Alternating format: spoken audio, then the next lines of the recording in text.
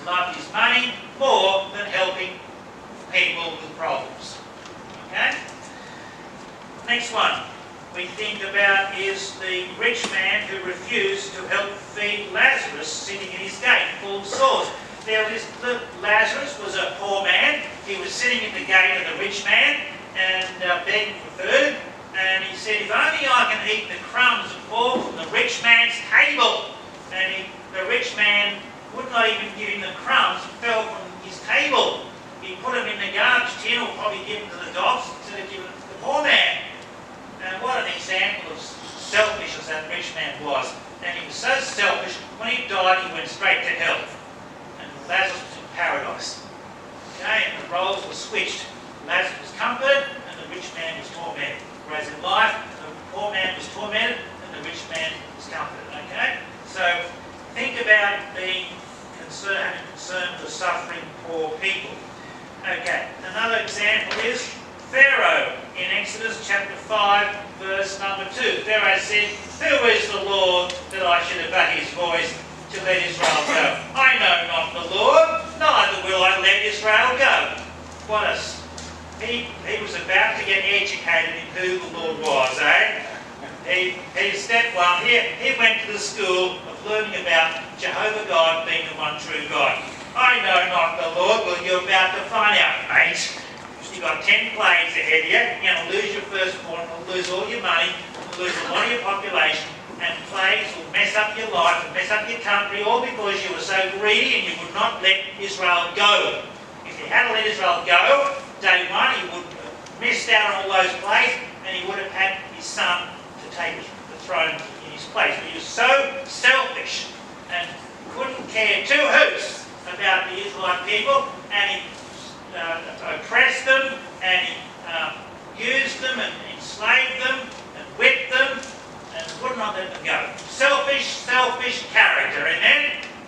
And he got drowned in the Red Sea, gone back above, along with 250,000 of his soldiers. Wow. As a result, a lot of the rich ladies had to marry poor men, when their husbands were dead in the Red Sea. Okay, another example, number 6, is the Laodicean church, who were rich and increased with goods, and said they have need of nothing. A bit like some churches today, they're rich, increase with goods, have need of nothing, but they don't know that they're wretched, miserable, poor, and blind, and naked, and they don't see the problems that exist around the world, and they do in fact nothing to help people with problems around the world. Selfish churchgoers. Okay, they come to church Sunday and think that's all there is to it.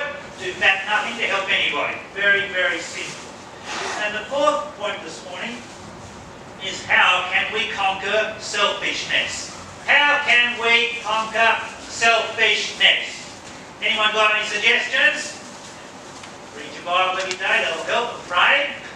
Okay, the first way I would suggest is confess selfishness to God as sin and forsake it. Dear God, I have sinned in that I have been quite selfish. Please forgive me for my selfishness and help me to show love and concern to other people. Is that you? Who would say that? Who would say that? I've been selfish. Help me to be caring and kind and thoughtful and unselfish. Will you say that? Yeah? You pray that to God. Dear God, I've been selfish. Please forgive me for my self-centeredness, and help me to think about and help other people who are suffering and in need. I remember when refugees came to us in Australia, they didn't have food. They ran out, many of them said to me, oh, Pastor, I don't have any food. I've run out of food. I only get $200 from Central Lincoln. My rent is $180 a week. And I've got $40, $30 for food. I said, well, let's find a way to get some food. And that's when we got some from the bakers to light from the fruit shop. And I said, oh, we haven't got any place to sleep. We sleep on the carpet all night in our apartment. I said, you've got to be joking. How can we fix that? Go to Kmart, Target, find some cheap bedding, and that'll fix the problem. So, you see, you think of unselfish people think of solving other people's problems. Okay?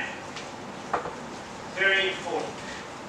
The second way we can conquer selfishness is to follow Jesus Christ's example. Jesus so kind and compassionate, caring to everybody that we should be.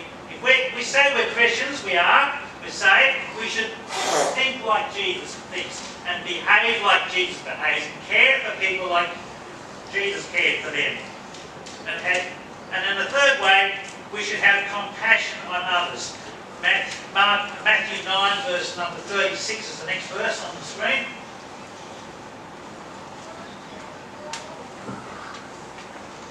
And here we read, but when he saw the multitudes, he was what? Moved with what? Compassion on them, because they fainted. They fainted and were scattered abroad as sheep having no shepherd. They fainted. He had compassion on them, so should we. Also, if we want to conquer selfishness, we should be a peacemaker. Matthew 5:9, blessed are the peacemakers, for they shall be called the children of God. Make peace with people. Don't insist on your own way all the time. Make peace and do a bit of giving to other people and let them have their way. And a fifth way to conquer selfishness is realise that selfish people tend not to achieve much.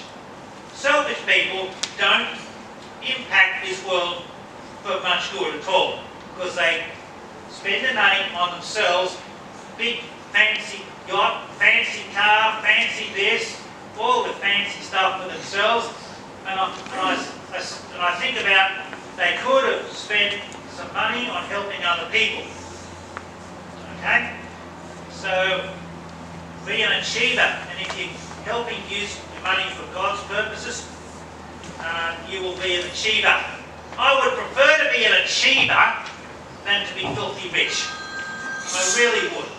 Okay? I would prefer to change the world for good and to spread the knowledge of salvation in Christ than to be a filthy rich person. But if you're filthy rich, you can also do something for God if you don't love your money and you love others. You see the point? How else can we conquer selfishness? We can, number 6, appreciate, value and thank God and others for what they do. We can appreciate what they do and we can thank them. Colossians 3 verse 15 is the next verse on the screen.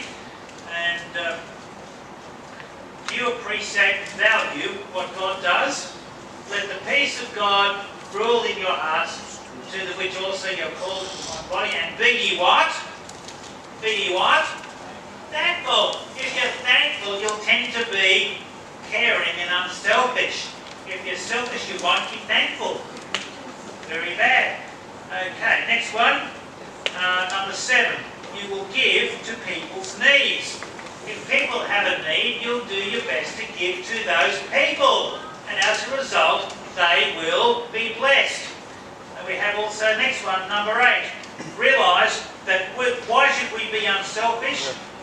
Realise that we need God and other people to help solve our problems. And we need to create goodwill. Ephesians 6:7.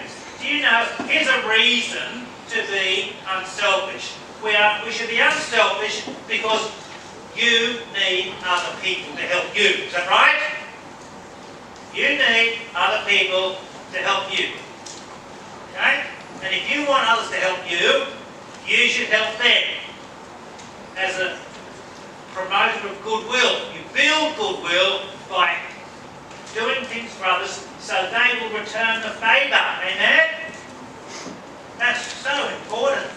And the verse here says, with goodwill, doing service as the Lord and not to men. Goodwill. Build goodwill. People will do things for you because you are their friend. Get it? And that is so valuable. And then number 9, how to be unselfish. If you are selfish, people will hate you. Some people will hate you if you're selfish. In this verse, Proverbs 11:26, he that withholdeth corn, the people shall curse him. He that withholds corn, that is if they're hungry for what they need, the people will curse him. So, ever hear of bad politicians who don't supply what people need? The people hate the politicians for being so self-centered. You got that? that's terrible. And then we read another one, number 10. Matthew 23:11. How do you conquer selfishness? Be a servant. He that is greatest among you shall be your servant. Isn't that a great verse? You want to be great in God's eyes? You serve other people. The greatest people in history have been the greatest servants of others. And the people who get the Australia Day Awards are generally people who've done something to help other people. You see? Okay? You don't get an Australia Day Award for watching TV. Which is that? Okay? Next one. Number 11. How to conquer selfishness. Ask God for a tender heart. For a tender, caring, loving, kind, compassionate heart that sees the sufferings of other people. The Lord, James 5:11, the Lord is, behold, we count them happy which endure. You've heard the patience of Job and seen the end. The Lord is what? The Lord is very pitiful and of what? Tender mercy. The Lord is unselfish. The Lord cares for people. He's pitiful. He's merciful to us. Okay? And we should be pitiful and merciful to other people. Number 12, way of conquering selfishness, and that's found in John 4:35. Lift up, say not ye there again 4 months, then comes harvest. Behold, I say to you, lift up your eyes and look on the fields, for they are white, already to harvest. You know what? There's people all around the world who want to be saved. People want to be saved. And how do you fix that problem? You make friends with godly Christians in foreign countries and get stop tracts printed up by the Christians in their national countries and distributed. In Philippines, it costs about $62 to print 10,000 stop tracts.